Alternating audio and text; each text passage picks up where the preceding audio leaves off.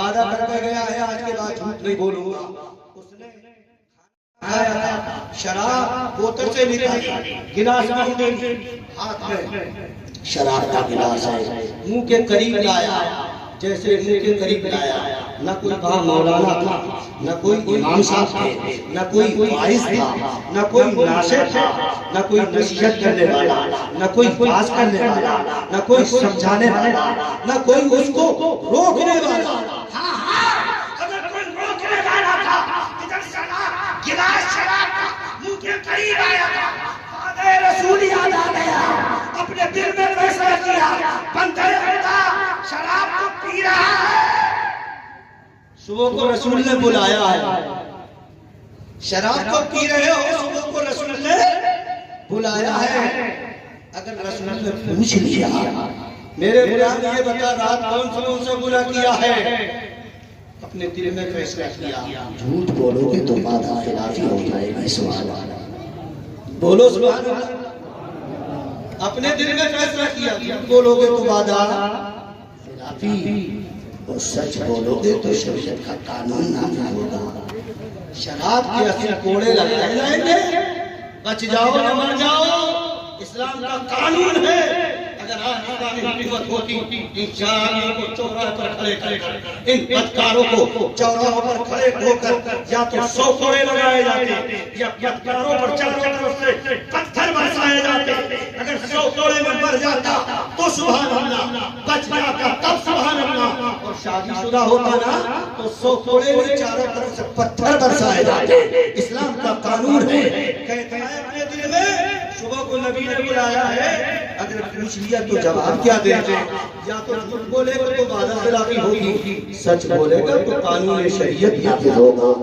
खैरियत इसी में अपने दिल में, खैरियत इसी में है यार, शराब का गिलास फेंक दे, वरना अपने कामों से एक जरूर होगा। सुभान अल्लाह, जिंदाबाद जिंदाबाद। थोड़ी देर मेरी थोड़ी दुनिया की निगाहों ने देखा, शराब का गिलास उधर पड़ा था, ये रब की बारगाह में झुक गया था, रब की बारगाह में कह रहा था, मौला तेरे हरे हरे झूठ क्या छुपाया है, शराब जैसा गुनाह छूट गया। रात का आधा हिस्सा गुजरा, चोरी करने की आदत थी, चोरी करने के लिए कहा, 1 2 4 कदम बढ़ाए, एक दीवार का सहारा लिया, दीवार पर चढ़ा, दीवार पर चढ़ने के बाद अंदर को कूदना चाहता था। रसूल की बारगाह का वादा याद आ गया। सुभान अल्लाह, वादा याद आया, दिल में कहा अंदर खुदा चोरी तो कर रहे हो। सुबह को नबी ने बुलाया, अगर पूछ लिया कहोगे चोरी की है तो हाथ काट लिया जाएगा, और झूठ बोलोगे तो वादा खिलाफी हो जाएगी। लिहाजा खैरियत इसी में है कि छोड़ दो, वरना एक तो गुनाही है। रात का तीसरा पहरा आया, नमाज खाने की तरफ चल दिया, रंडी खाने की तरफ। एक कदम उधर को बढ़ता था, गैरत ईमानी पीछे को खींच रही थी, कश्मकश में पड़ा हुआ था। फैसला ये हुआ, बंदे वापस चला जा, वरना या तो संसार किया जाएगा, जब वादा खिलाफी हो जाएगी। जैसे घर पलट कर आया, रात इधर उधर करते हुए गुजरी, चैन नहीं आता था, पलटता था, करवटें बदलता रहा, सुबह का इंतजार करता रहा। जैसे ही सुबह की मस्जिद नबवी में अज़ान पड़ी थी, इधर ये बेदार था, जैसे अज़ान के कलमे सुने, इधर घर से कदम निकाले, अज़ान खत्म नहीं होने पाई थी, मस्जिद नबवी में पहुंच गया था। इधर मस्जिद नबवी में दरवाजे से दाखिल हो रहा था, उधर से मेरा पैगंबर मुस्कुरा रहा था। पैगंबर आज़ान ने मुस्कुराते हुए पूछा, ये तो बता रात कौन से गुनाह किए हैं। फौरन रसूल पर बोला, और मेरे इमाम बरेली की सल्तनत से इमाम रज़ा के भाई अल्लामा आज़म रज़ा की जुबान में बोला, नहीं बोला, या रसूल अल्लाह, या रसूल अल्लाह, उन करकट पे अजल सब मेरी चौखट पे रखा हो, जितनी हो फजा एक ही सजदे में अदा हो। पैगंबर के कदमों पे सर रखकर बोला, या रसूल अल्लाह, फिदा करनी वाली हुजूर, मेरे माँ बाप आप पर कुर्बान हो जाए। या रसूल अल्लाह, आपने जो गुनाह छुड़ाया है ना, बहुत सारे मैंने गुनाह करने का इरादा किया था, मगर हुजूर ऐसा मालूम होता है जो गुनाह आपने छुड़ाया था वो सारे गुनाहों का सरदार था या रसूल अल्लाह। ऐसा लगता है सबसे बड़ा गुनाह वही था जो हुजूर आपने छुड़ाया है। ऐसा लगता है हुजूर सबसे बड़ा गुनाह था जो आपने दूर कर दिया है। कहता है या रसूल अल्लाह मेरे माँ बाप आप पर कुर्बान हो जाए या रसूल अल्लाह, एक आपने छुड़ाया, अल्लाह ने उसके सदक़े में 3 गुना मुझसे दूर कर दिए हैं या रसूल अल्लाह। रात गुजरते गुजरते मैंने शराब छोड़ दी है, रात गुजरते गुजरते चोरी छोड़ दी है हुजूर, रात गुजरते गुजरते मैंने तवाफ खाने का दरवाजा छोड़ दिया है। और या रसूल अल्लाह ऐसा लगता है एक गुनाह छूटा है हुजूर, दिल ये कहता है अब ये कदम किसी और की तरफ नहीं बढ़ेंगे, अगर कदम उठेंगे तो फरमाने मुस्तफा के मुताबिक उठेंगे, जुबान खुलेगी तो मुस्तफा के कानून के मुताबिक खुलेगी या रसूल अल्लाह। आँख देखेगी तो मुस्तफा के कानून के मुताबिक देखेगी, हाथ पकड़ेगा तो मुस्तफा के कानून के मुताबिक पकड़ेगा। उठाओ जरा दे सकते मुस्तफा पैगंबर आजम का मीराज क्यों हुआ है मीराज? जब मेरा पैगंबर आया तो मक्के में शराबी भी थे, पैगंबर आया मक्के में जुआरी भी थे, पैगंबर आया बच्चियों को जिंदा दबाया जा रहा था, पैगंबर आया माँ बाप के साथ बदसलूकी की जा रही थी, पैगंबर आया जुल्म और ज्यादती की जा रही थी, पैगंबर आया हर तरफ से जुल्म और जफा के नारे लगाए जा रहे थे। पैगंबर आज़म ने आते ही रब की बारगाह में सजदा कर दिया, रब की बड़ाई बोलकर दुनिया वालों को बता दिया ऐ लोगों वो ज़माना खत्म होने वाला है, जान ला तो उसकी की बड़ाई बोली जाती थी। हाँ हाँ अब अगर बड़ाई बोली जाएगी तो मुस्तफा का कानून नाफिज होगा, रब का कुरान पढ़ा जाएगा। आया मुस्तफा, मुस्तफा ने जो दीवाने तैयार किए, एक झलक आपको दिखाऊं। हिंदुस्तान पाकिस्तान की सरजमीन है, जबकि हिंदुस्तान पाकिस्तान पूरा का पूरा एक है। उस वक्त बंटवारा नहीं हुआ था, अंग्रेजों का दौर था। मेरे मुस्तफा का गुलाम है, नाम नोट करो, नाम है मुस्तफा के गुलाम का सिराज हक चिश्ती। बोलो क्या नाम है? सिराजुल हक चिश्ती। बोलो एक बार, सिराजुल हक चिश्ती लाहौर का रहने वाला, हुकूमत अंग्रेजों की है और मुस्तफा का गुलाम महकमे माल पर अफसर है, यानी मालिया का वजीर है।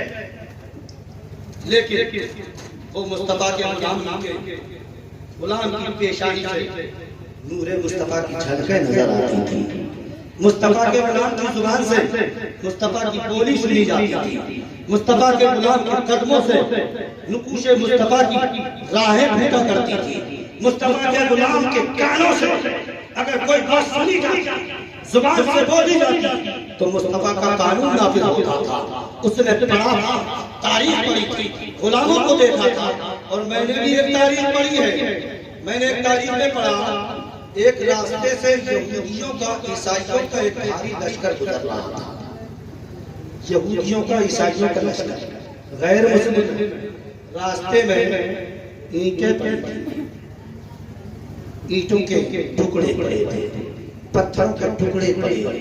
एक यहूदी दूसरे से बोला ऐसा लगता है यहाँ इन रास्तों से कोई मुसलमान नहीं गुजरा है। यहूदी बोला ऐसा लगता है इन रास्तों से कोई मुसलमान गुजरा नहीं। दूसरे यहूदी ने पूछा क्या मतलब? रास्तों से मुसलमान नहीं गुजरा है, अगर मुसलमान गुजरा होता तो क्या होता? तो मुसलमान नहीं था, यहूदी था। बोला अगर मुसलमान गुजरा होता ना तो रास्ते में न ईंटें होती न पत्थर होते, न ईंटों के टुकड़े होते। यहूदी ने पूछा क्यों? तो गैर मुस्लिम कह रहा था, उनके नबी ने बताया, उनके नबी का सबक है, उनके नबी का फरमान है, मुसलमान रास्तों से तकलीफ दे चीज को उठा देता है, हटा देता है। इस ख्याल से, इस सोच और फिक्र से अगर कोई बेचारा मुसलमान नहीं बल्कि कोई इंसान गुजरेगा, कहीं ऐसा ना हो उसको ठोकर लग जाए, ऐसा ना हो उसे तकलीफ हो जाए। अगर कोई तकलीफ दे चीज को रास्ते से हटा देता है तो मेरा मुस्तफा कहता है उसको सजदे का सवाब मिलता है। यहूदी कहता है ये तो मुसलमानों का सबक है। उनके नबी ने दिया है, रास्तों से वो चलते हैं तो कांटे उठा देते हैं, टुकड़े हटा देते हैं, तकलीफ के चीज को दूर कर देते हैं। अब प्यारे जरा अपने गरेबान में मुंह डालो, हमारा तो हाल ये है, भाई भाई के लिए कुआं खोद रहा है, भाई भाई के रास्ते में रोड़े डाल रहा है, भाई भाई के रास्ते में ईंटों के टुकड़े डाल रहा है। नहीं, भाई भाई का गला काट रहा है, फिर कहता है हमसे अच्छे मुसलमान नहीं है। मौलाना हमें तुम मुसलमान नहीं समझते। मैं कहता हूँ प्यारे तू मुझसे बोल, तू कितना अच्छा मुसलमान है। अपने पैगंबर की बारगाह में चल, मदीने के ताजदार से पूछते हैं, आमिना के नाम से पूछते हैं, सैयदुल अंबिया की बारगाह में चल के खिराज अकीदत पेश करते हैं। या रसूल अल्लाह, हुजूर बताइए तो मुसलमान किसे कहते हैं? आमिना के नाम इरशाद का फरमाए, मुसलमान किसको कहा जाए? तो मेरा पैगंबर कहता है अल मुस्लिमु मन सलिम अल मुस्लिमु मिन लिसानिही व यदिही। मुसलमान उसे कहते हैं जिसके हाथों से, जिसकी जुबान से दूसरे मुसलमान को तकलीफ ना हो। कौन कह रहा है? पैगंबर आलम कह रहे हैं मुसलमान उसे कहते हैं जिसकी जुबान से और जिसके हाथों से दूसरों को तकलीफ ना पहुंचे। सीने को ठोक कर कहने वाले हमसे अच्छा मुसलमान कौन है? मौलाना आपको मुसलमान नहीं समझते, तू तो इतना अच्छा मुसलमान है। सुबह को बाप को गाली दी, शाम को माँ को गाली दे रहा है, उन्हें ठोकरे मार रहा है। मुसलमान तेरी हैसियत से परेशान है। कितने मुसलमान वो हैं इधर जनाजा उठता है, दूसरे कहते नजर आते हैं यार अच्छा सुबह शाम मुसलमानों को तकलीफ देता था, अच्छा हो गया चला गया। प्यारे ऐसे बच्चा जा, कोई शान से जा, इधर जनाजा उठे, देखने वाले कहें चलो जनाजा में शरीक हो जाओ। मुस्तफा के गुलाम का जनाजा जा रहा है, आशिक रसूल का जनाजा जा रहा है, चलो चलकर जनाजा पढ़ ले। हम गुनाहगार हैं, उम्मीद है उनकी जात से ये पक्का सच्चा रसूल का गुलाम है, अल्लाह इसके सजदे में हमारी मग़फ़िरत फरमा देगा। ऐसे कहे सिराज चिश्ती महकमे माल पर अंग्रेजों की तरफ से खजानची है, अफसर है, मगर गुलाम रसूल है, सच्चा पक्का आशिक है, वज़ीर खजाना मगर न एक रत्ती हराम की खाता था, न दूसरों को खाने देता था। जो हराम खाता नहीं दूसरों को खाने भी नहीं देता। कोशिश यही रहती है न खाएंगे हमें न खाने देंगे। मगर अगर कोई ऐसा मौलाना आ जाए, ऐसा अफसर आ जाए, ऐसा कोई अफसर, कोई ओहदेदार आ जाए तो छोटे छोटे निजी रहने वाले सब परेशान। यार अजीब आदमी न खाता है न खाने देता है। एक दिन वो आया, परेशान हो गए नीचे वाले सब, इल्जाम लगा दिया, 2 गवाह तैयार किए, इल्जाम लगाया, मुकदमा दायर कर दिया गया। साहब पहुंचे कचहरी, मुकदमा लगाया। ये जो खजानची हैं जिनका नाम सिराज है ना, इन्होंने खजाने से बहुत सारा माल चोरी कर लिया। गवाह पेश कर दिए, लिख गया मुकदमा। 2 दिन गुजरे, एलची आ गया, चलो साहब तुम्हें कचहरी में पेश होना है, तुम्हारे खिलाफ मुकदमा है, दिल के कानों से सुनो, सीनों पर दिल में तहरीर करो। पैगंबर के गुलाम के खिलाफ जब मुकदमा हुआ तो चल दिया। उस वक्त मोटर गाड़ियां नहीं थी, कारें नहीं थी, ट्रेन प्लेन जहाज नहीं थे। या तो गधों की सवारी थी, या खच्चरों की सवारी थी, या फिर घोड़ों की सवारी थी।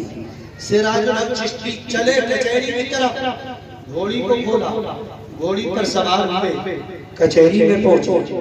जज साहब के सामने खड़े हो गए। जज अंग्रेज है, कुर्सी पर बैठा है। जज बोला, सिराज तुम्हारे खिलाफ चोरी का मुकदमा है।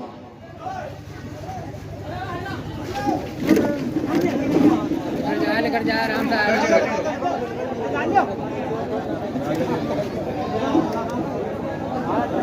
बैठ जाइए, जोर से कहिए सुभान अल्लाह, और जोर से कहो सुभान अल्लाह।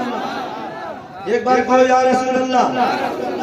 जज बोला सिराज तुम्हारे खिलाफ चोरी का मुकदमा है, सफाई पेश करो। देखो ये दो गवाह खड़े हैं जो तुम्हारे खिलाफ गवाही देंगे। गवाह हर दौर में मिल जाते हैं झूठे, उस दौर में नहीं मिल गए, मिले। गवाह ने गवाही पेश कर दी, हाँ साहब इन्होंने खजाने से इतना इतना माल चुराया। जज ने कहा साहब तुम भी अपनी सफाई पेश करो। तो गुलाम रसूल बोला जज साहब मैं पेश करूं कि मेरी घोड़ी पेश करे से क्या बोले? मैं पेश करूं कि मेरी घोड़ी पेश करे? जज बोला यार चलो ये भी देख लिया। अब तक तो इंसान अपनी अपनी गवाहियां सफाइयां पेश करते थे, आज जानवर की गवाही भी सुन ले, जानवर की भी सफाई सुन ले।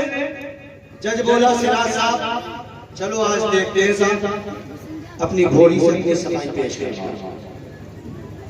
सिराज चिश्ती मेरे रसूल के गुलाम ने कहा जज साहब ऐसा करें अपने एक आदमी को लाए, उसको एक खेत में भेजे, ऐसे खेत में जिसमें हरियाली खड़ी हो मगर खेत वाले को खेत वाले की इजाजत के बगैर मेरी घोड़ी के लिए चारा कटवाओ, ना जाए हराम चारा चोरी का मेरी घोड़ी के लिए मंगवाओ। जज साहब ने एक आदमी बुलाया, खेत के मालिक की इजाजत के बगैर खेत में चारा काटने के लिए भेजा।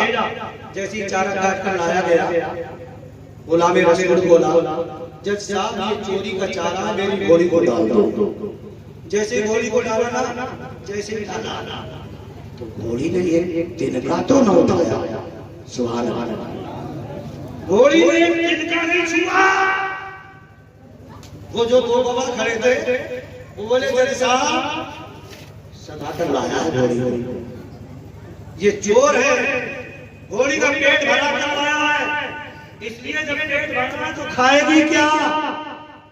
गुलाम रसूल बोला अच्छा अब जज साहब ऐसा करो।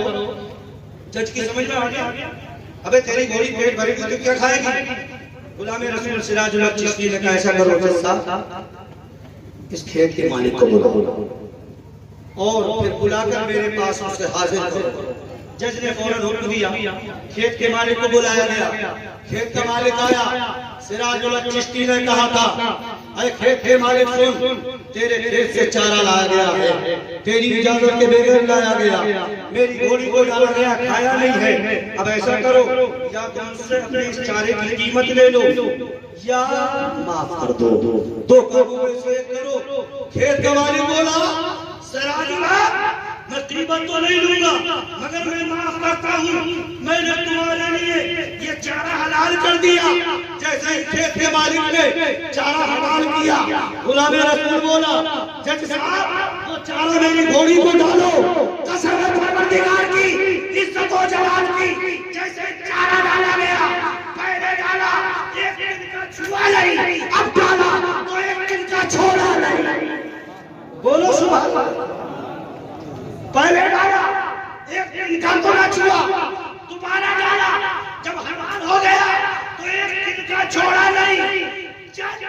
कुर्सी पर बैठा था, कुर्सी से खड़ा होकर बोला ऐसे आज मैं ऐलान करता हूँ तू सच्चा, तेरा नबी सच्चा, तेरा खुदा सच्चा, तेरा इस्लाम सच्चा।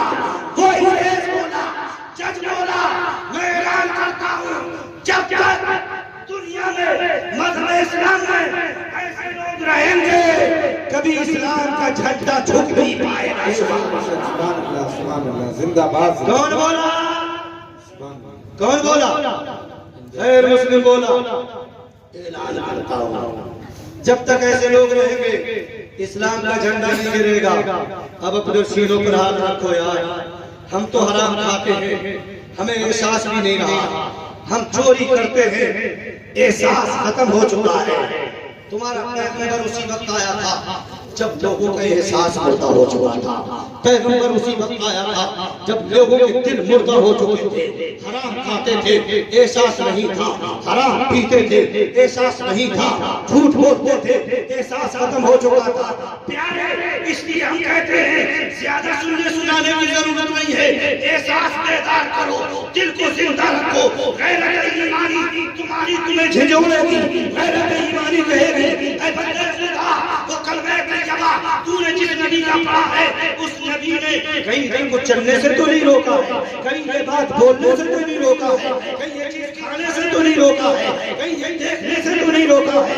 तू देखेगा तो पहले सोचेगा, तू बोलेगा तो पहले सोचेगा, तू चलेगा तो पहले सोचेगा, तू पकड़ेगा तो पहले सोचेगा। अब हालात ये होंगे, मिस्र की सरजमीन होगी, ईरान का शहर होगा, तू रास्तों से निकलेगा तो तू नहीं कहेगा मुसलमान नहीं बोलेगा, बल्कि खालिद इब्न वलीद के कदम चूम के यहूदी कहेंगे, अंग्रेज कहेंगे यार हमें भी कलमा पढ़ाओ, हमें मुसलमान बना लो। खालिद इब्न वलीद पूछेंगे यार इतनी जल्दी मुसलमान बन रहे हो, तुमने हमारा कुरान नहीं पढ़ा है, हमारा रसूल नहीं देखा है, हमारे रसूल की हदीस नहीं सुनी है, रसूल की जिंदगी नहीं देखी है, हमारा कुरान नहीं पढ़ा। तो ईसाई बोले थे ऐ खालिद ये सच है, हमने न तुम्हारा खुदा देखा है, न तुम्हारा रसूल देखा है, न तुम्हारा कुरान पढ़ा है, न तुम्हारे रसूल की जिंदगी देखी है, न रसूल की हयात देखी है। खालिद ये सच है, हमने रसूल नहीं देखा, कुरान नहीं देखा, मगर ये हक है रसूल नहीं देखा है, खुदा ने रसूल देखा है। खालिद ये सच है, कुरान नहीं देखा, कुरान का पढ़ने वाला देख लिया है, खुदा नहीं देखा, खुदा का बंदा देख लिया है। खालिद कुछ नहीं देखा, देखा है, फैसला कर लिया है। गुलाम इतना अच्छा है तो कुरान कितना अच्छा होगा, गुलाम इतना अच्छा है आका कैसा होगा, जब बंदा ऐसा है तो खुदा कैसा होगा। पूरे मिस्र में इस्लाम का झंडा बुलंद हो गया। प्यारे अपनी तारीखों को उठाओ, तारीखों को पढ़ो। क्यों आया था तुम्हारा पैगंबर? इसलिए आया था तुम्हें अंग्रेजों से निकाला जाए, उजालों में खड़ा किया जाए, शराबों से दूर करके तुम्हें नेकियों की तरफ लाया जाए, माँ बाप की नाफरमानी से बचाकर माँ बाप का फर्माबरदार बना दिया जाए। आखिरी हदीस पढ़कर मैं रुखसत हो रहा हूँ। पैगंबर आज़म ने इरशाद फरमाया था मन ओतियाहुन्ना अर्बउन फकत ओतिया खैरत दुनिया वल आखिरा। मेरा पैगंबर कहता है प्यारे, जिसको चार चीजें मिल गई उसको दुनिया आखिरत में सारी भलाइयां मिल गई। ये चार चीजें सुन लो, दो चार मिनट सुना कर रुखसत हो रहा हूँ, थोड़ा अमल करने की कोशिश करो। पैगंबर कहते हैं जिसको चार चीजें मिल गई उसको दुनिया आखिरत की भलाइयां मिल गई। गोया कि मेरे पैगंबर तुम्हें दुनिया की भी जमानत दे रहा है, आखिरत की भी जमानत दे रहा है, तुम्हें ईमान की सलामती की भी जमानत दे रहा है। पैगंबर आज़म तुम्हें आखिरत में कामयाबी, जन्नत जन्नत की नेमतों की बशारत दे रहे हैं। कहते हैं जिसको चार चीजें मिल गई उसको दुनिया और आखिरत की भलाई मिल गई। पैगंबर इस्लाम से पूछा गया हुजूर की चार फरमाए वो चार चीजें कौन सी हैं? तो मेरे पैगंबर ने कहा था चार चीजों में एक चीज है कल्बुन शाकिरुन, जिसको शुक्रिया अदा करने वाला दिल मिल गया। शुक्र अदा करने वाला दिल थोड़ा होगा तब भी रब का शुक्र अदा करेगा, ज्यादा होगा तब भी रब का शुक्र अदा करेगा, परेशानी होगी तब भी रब की रज़ा का इज़हार करेगा, और आसूदा होगा तब भी रब की बातों में शुक्रिया और रज़ा का इज़हार करता रहेगा। मेरा पैगंबर कहता है जिसको शुक्र अदा करने वाला दिल मिल गया उसको दुनिया की भलाई मिल गई, आखिरत की भलाई मिल गई। पैगंबर आज़म से पूछा था या रसूल अल्लाह दूसरी चीज इरशाद फरमाए। मेरे पैगंबर ने कहा था लिसानुन ज़ाकिरुन, जिक्र खुदा करने वाली जुबान मिल गई। चलो चलो तुम्हारी जुबान पर जिक्र खुदा हो, जिक्र रसूल हो, इसका नतीजा क्या होगा?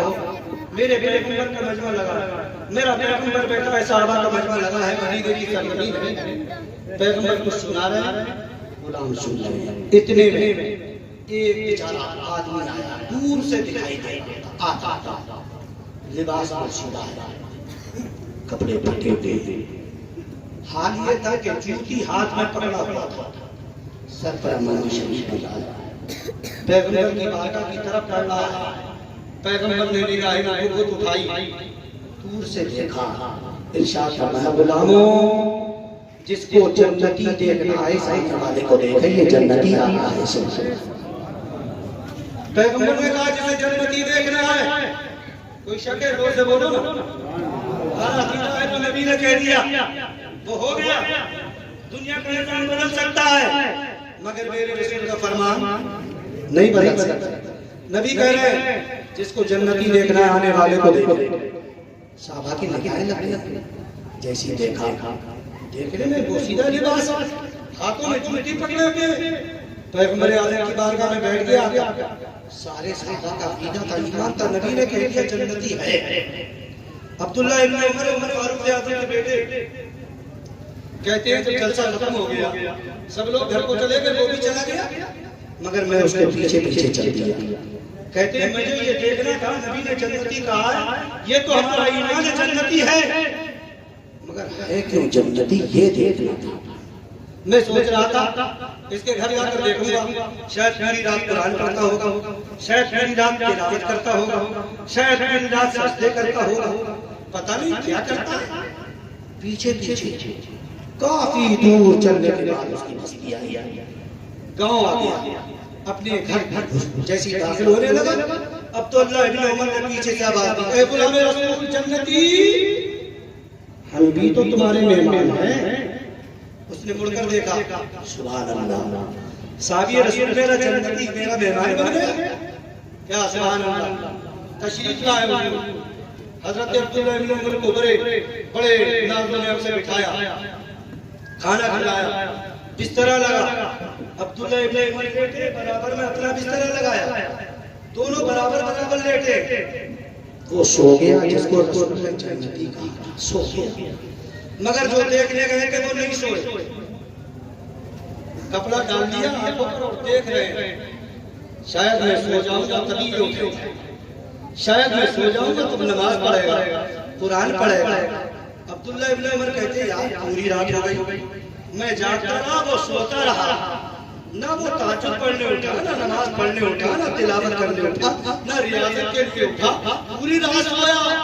मैं तहज्जुद में पढ़ा रहा मगर अब्दुल्लाह इब्न उमर कहते हैं कसम है अपने खलील की, इज्जत व जलाल की, मैंने तिलावत तो नहीं देखी, मैंने रियाजत तो नहीं देखी, मैंने इबादत तो नहीं देखी, मगर पूरी रात जो एक बात देखी थी वो ये थी, वो सोता जरूर था मगर करवट इधर को लेता था तो अचानक करवट लेता, उसकी जुबान पर अल्लाह का नाम आता था, इधर को करवट लेता, जुबान पर नामे खुदा आता था, उठता था नामे खुदा, बैठता था नामे खुदा, गोया के उसकी हर सांस का अंदर कुराना जाना जिक्र खुदा बन गया था।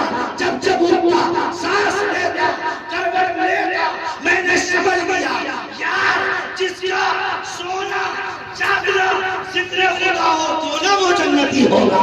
यही वजह है मेरे रसूल ने इसको जन्नत कहा है।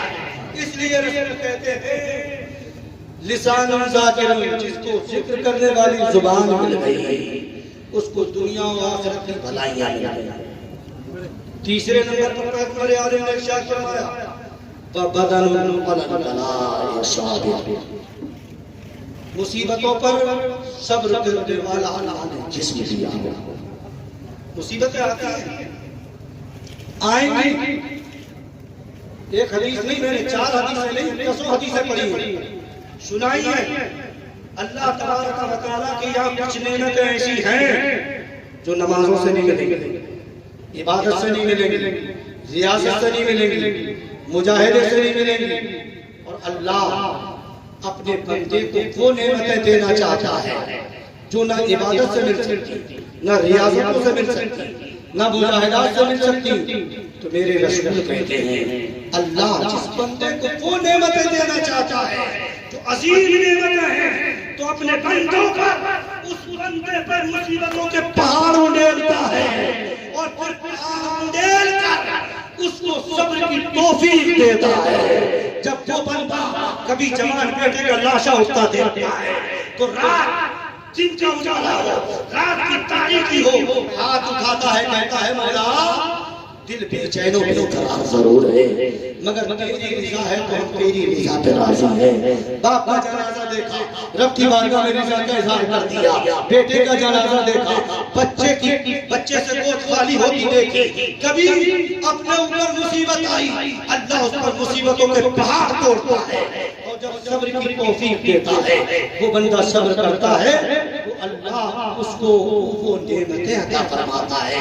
आगे रसूल कहते हैं क़यामत का दिन होगा, भरा मैदान महशर होगा, जब वो बंदा अपनी उस नेमतों को देखेगा जो ना इबादतों से मिल सकती, ना रियाजतों से मिल सकती, ना मुजाहिदों से मिल सकती, वो उसके सामने होंगी। बंदा कहेगा मौला ये किस चीज का है, किस चीज का बदला है? तो रब फरमाएगा मेरे बंदे, मैंने मुसीबतें डाली थी तेरे ऊपर, तूने सब्र किया था, मैंने सब्र का तुझे बदला दे दिया है। पहली चीज कल्बे शाकिर शुक्रिया अदा करने वाला दिल, दूसरी चीज लिसाने जाकिर जिक्र करने वाली जुबान, तीसरी चीज बदन अलल साबिर सब्र करने वाला, चौथी चीज पैगंबर कहते हैं अल्लाह ने इसे नेक बीवी अता फरमाई हो। नेक बीवी, फटफटिया मारने वाले सुने, 4 लाख की मंगनी देने वाले सुने, जिनके ज़हन दिमाग में ये है 10 लाख अगर कोई देने को तैयार था, ये मंगते जो पैसों की बिना पर, मंगनियों की बिना पर शादियां कर रहे हैं, वो सुने 10 लाख देकर मारुति गाड़ी लेकर शादी करने वाले, तूने बेटी को नहीं देखा, शहजादी को नहीं देखा। पैगंबर कहता है इन्ना दुनिया कुल्लहा खैरुल मताए दुनिया अल मरअतु सालिहा।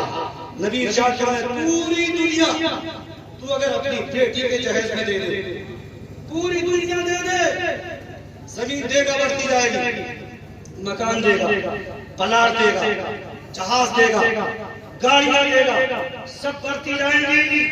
पैगंबर कहते हैं पूरी दुनिया की चीज अगर दे देगा सब बढ़ती जाएगी, मगर पैगंबर आज़म ने कहा था कुर्बान जाते पैगंबर आज़म की शान पर।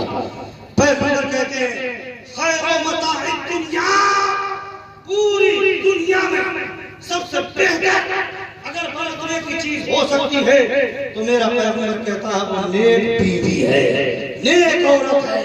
उठा नेक औरत को उठा, उधर नेक औरत आएगी, मुस्तफा का कानून चलेगा। आज जिस जमीन पर बैठे हो मुस्तफा की हदीस सुनो। पैगंबर कहते हैं इज़ा मररतुम मेरे आज़म जन्नत फरतऊ, जब तुम जन्नत की क्यारियों से, खेतियों से गुजरा करो तो कुछ चुंग लिया करो। पैगंबर कहते हैं खेतियों, जन्नत की खेतियों से निकलो तो कुछ चुंग लो, काट लो, हासिल कर लो। साहबा ने कहा हुजूर खेतियां जन्नत की कहाँ है, क्यारियां कहाँ है? मेरे कहने का मकसद ये है आज चल रहा है जन्नत की खेती। रसूल कहते हैं जिस जगह अल्लाह उसके रसूल का जिक्र होता है, रब्बे करीम उस जगह को जन्नत की क्यारी बनाता है। रसूल ने जन्नत की क्यारी कहा है, हमारा अकीदा इंशाअल्लाह एक दिन वो आएगा, इस जगह को उठाया जाएगा, रब जन्नत में देगा। यही जगह के मदीनों को उठाकर रब जन्नत में पहुंचाएगा। आज 4 घंटे के लिए अल्लाह का जिक्र हुआ इस जगह पर, जन्नत की क्यारी बन गई जगह। प्यारे कहने का मकसद ये है, हदीस सुनाने का मकसद ये है, रसूल की हदीस पढ़ते चले जाओ। अब इन गलियों को जन्नत बनाओ, सड़कों को जन्नत पर बनाओ, कूचों को जन्नत पर बनाओ। बेटी से कहे घर में सुबह को नमाज पढ़, फिर कुरान की तिलावत कर। बेटे से कहे घर में नमाज पढ़, थोड़ी देर कुरान की तिलावत कर। हजरत सुलेमान अलैहिस्सलाम ने अपनी बीवियों को हुक्म दे रखा था, सुबह से एक पढ़ेगी, उसकी तिलावत खत्म होगी, दूसरी शुरू करेगी। 24 घंटे ड्यूटी लगा दी थी। फरमाते थे सुलेमान अल्लाह के नबी, ऐ लोगों मैं इसलिए 24 घंटे घर में कुरान की तिलावत करता हूँ, तिलावत होती रहेगी, मेरा घर जन्नत की क्यारी बना रहेगा। घरों में बेटियों को, बीवियों को, माओ को, खुद भी कुरान की तिलावत कर, तेरा घर जन्नत की क्यारी बन जाएगा। रसूल कहते चौथी चीज, अगर अल्लाह ने तुझे नेक बीवी दे दी है तो नेक बीवी के कदम खाली नहीं आते, उधर कदम आते हैं जन्नत की क्यारियां आती है, रब की रहमतें आती हैं, रब के जलवे आते हैं, रसूल की रहमतें आती हैं। ये चार चीजें नोट कर लेना, याद रखना, अमल करना। इंशाअल्लाह कल क़यामत का दिन होगा, हम भी होंगे, आप भी होंगे। हम कहेंगे जानते थे, तेरे बंदों तक पहुंचा दिया था, अमल करना ना करना इनका काम है। रब्बे करीम इनको सजा देना या जजा देना ये तेरा काम है।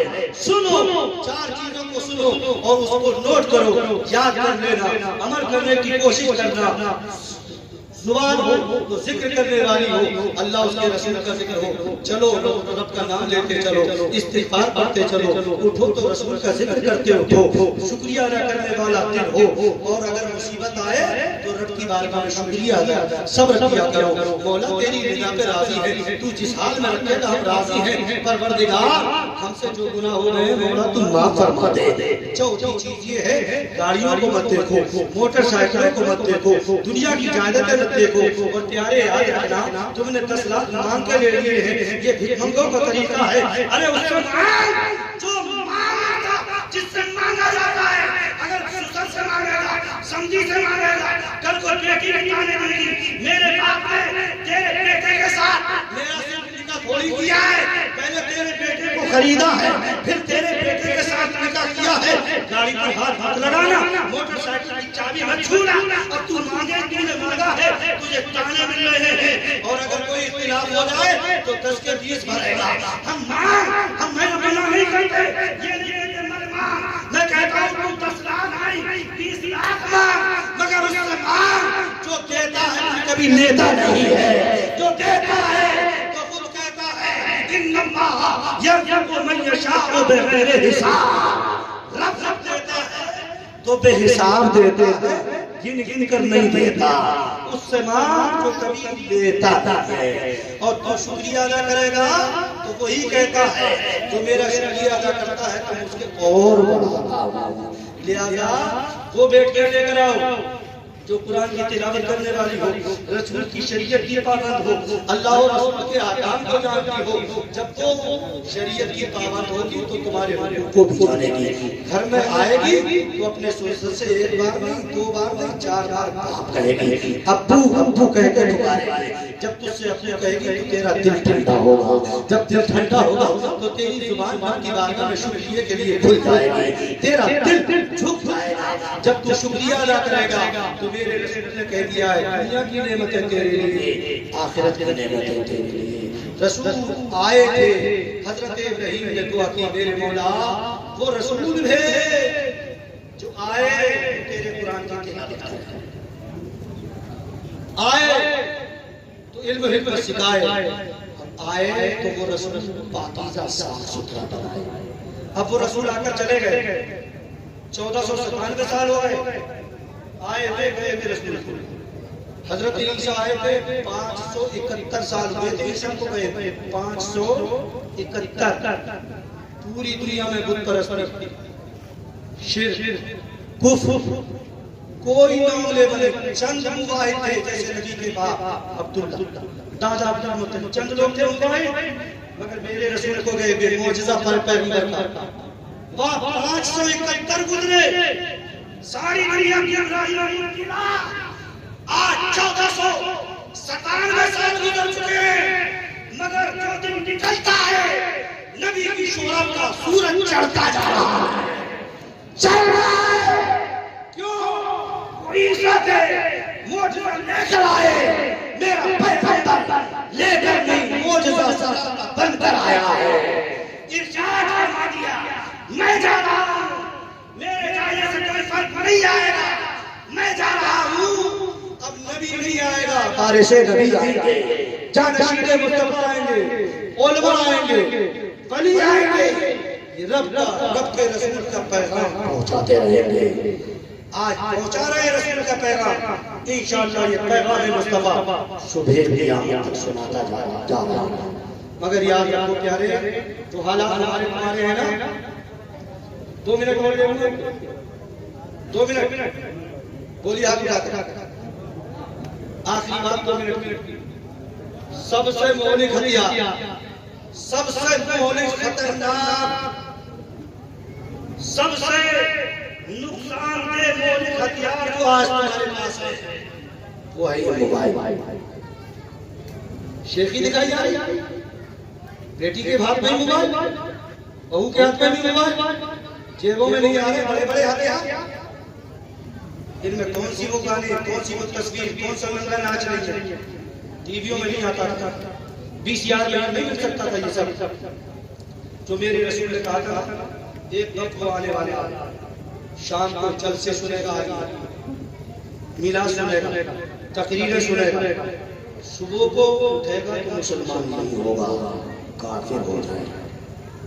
रसूल ने 1400-1450 साल पहले कहा था एक जमाना ऐसा आएगा शाम को सोएगा तो होगा तो मुसलमान, सुबह को काफिर। दिन गुजारेगा कुफ्र की हालत में, रात ईमान की हालत में, रात कुफ्र की हालत में, तो दिन ईमान की हालत में कैसे निकल जाएगा? तो ऐसे मोबाइल हाथों में है, नींद नहीं आ रही, बटन दबाया, गाने सुनने शुरू कर दिए। इन गानों में एक नहीं है, 2 नहीं है, तकरीबन 40-45 वो शेर हैं भरे हुए जिनमें मेरा कुफ्र है।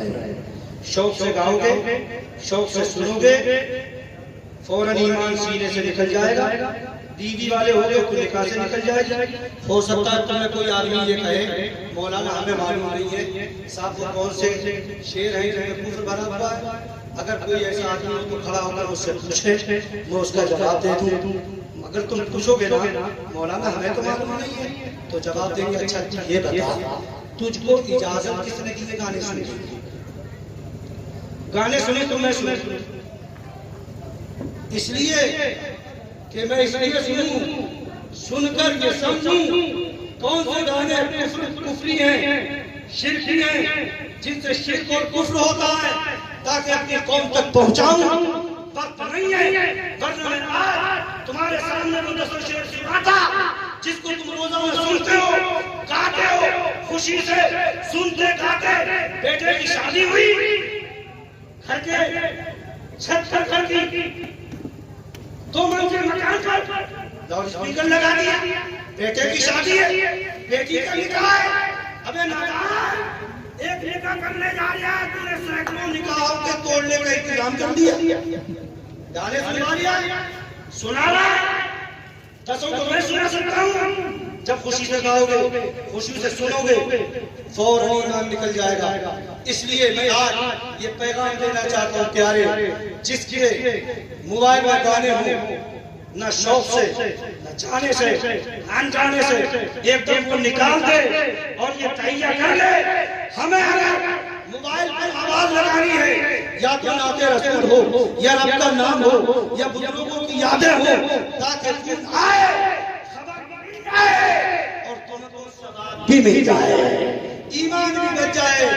वरना ऐसे लोगों की कल क़यामत के दिन जब ये कहोगे मौला हमें मालूम नहीं था कौन सा गाना कुफरी है, कौन सा शिर्क है, ऐसे लोगों की डबल पिटाई होगी।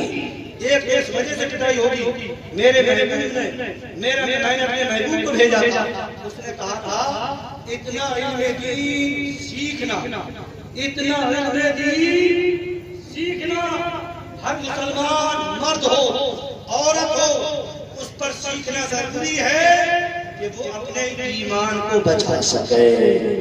ये रसूल ने हदीस के कलमे हैं, तलबुल इल्म फरीदतुन अला कुल्लि मुस्लिमिन व मुस्लिमा। लिहाजा किसी को उतना नहीं सुना जाएगा जितना सुन लिया है। कोशिश करो इंशाअल्लाह अमल करेंगे और सुनने से इंशाअल्लाह अमल करेंगे। वक्त आएगा तो इंशाअल्लाह अगर जिंदगी बाखैर रही तो फिर मुलाकात होगी। रब का उसके रसूल का पैगाम तुम तक पहुंचाया जाएगा। अपना ये ज़हन बनाओ, मिजाज रखो कि हमें सुनना है तो अब नसीहत खामोश बातों को सुनना है, ईमान को बचाने वाली बातों को सुनना है। मैं नाज शरीफ पढ़ने को सुनने को मना नहीं करता, मगर इतना जरूर सुन लें ये नाज शरीफ में पढ़ना बिल्कुल ऐसे समझो जैसे नाज शरीफ है नक्शों की जगह और तकरीरें अब सर्जन की जगह काम करना। जहाँ सर्जन की जरूरत है वहाँ उनसे काम नहीं चलेगा, जहाँ उनकी जरूरत है वहाँ सर्जन से काम नहीं चलेगा। और एक पैगाम ये भी सुन लो, जितने नाशिर पढ़ने वाले हैं, ये गाने की आवाज पर, ये अजीब अजीब अंदाज की आवाज पर, काश के अगर इस जमाने में इमाम अहमद रजा का कोई सच्चा गायब होता, स्टेज से खड़ा होकर कहता नाच अगर पढ़ी जाएगी तो मुस्तफा के अंदाजों के तरीके पर पढ़ी जाएगी। ये नए नए अंदाज, कहीं गाने की आवाज पर, कहीं फिल्मी आवाज पर, तुमने नाच को समझ क्या रखा है? नाच को वजीफे सहाबा है, जिसको सहाबा पढ़ा करते थे, रसूल सुना करते थे। और तकरीर वो वजीफे मुस्तफा है जिसको मेरा रसूल पढ़ा करता था। अस्तगफिरुल्लाह मिन कुल्ली ज़ंबिन व माने सलाम अलैकुम व रहमतुल्लाहि व बरकातहू।